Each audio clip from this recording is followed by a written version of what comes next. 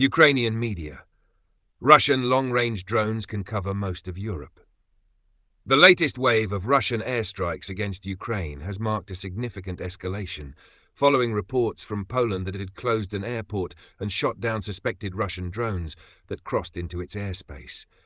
According to Ukrainian intelligence, Russia is now primarily deploying Geran 2 drones, which have two major variants. One with a 2,500-kilometer range and another with a 650-kilometer range, but carrying a larger warhead. Kyiv Independent reported that these capabilities give Moscow the ability to reach deep into European territory. On the night of September 10th, Polish airspace was violated by a large number of Russian drones. Prime Minister Donald Tusk wrote on social media platform X. He confirmed that several of the drones posing a direct threat were intercepted and destroyed.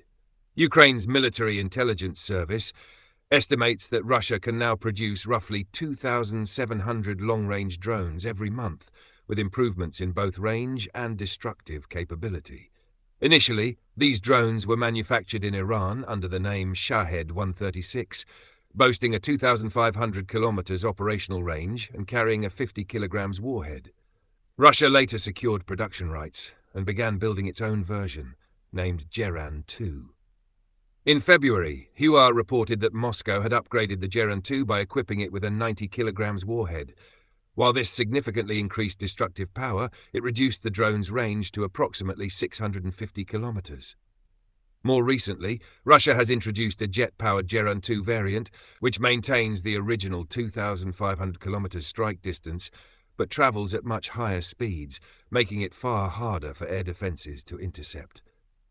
Samuel Bendet, a senior expert at the Washington-based Center for a New American Security, CNAS, noted that Russia's long-range drone arsenal now places nearly all of Europe within striking distance. If launched from forward positions such as Bryansk in western Russia or the Crimean Peninsula, these drones could reach targets across the continent. Maps published by Ukrainian media illustrate the alarming scope of this capability. Nearly the entire European mainland lies within Russia's drone strike zone, with only a few regions, such as Ireland, parts of Portugal, and remote Atlantic islands, remaining outside effective range.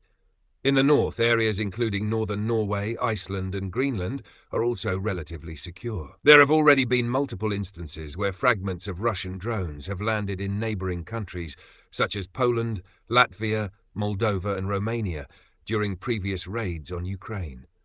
However, this latest incident marks the first time a NATO member has confirmed shooting down a Russian military asset over its own territory since the outbreak of the full-scale invasion in 2022. Ukraine's Foreign Minister Andriy Sybiha issued a stark warning in response to the escalation. Russia is continuing to raise the stakes, expanding the battlefield and testing the reaction of the West. If we do not respond strongly, Moscow will become even more aggressive.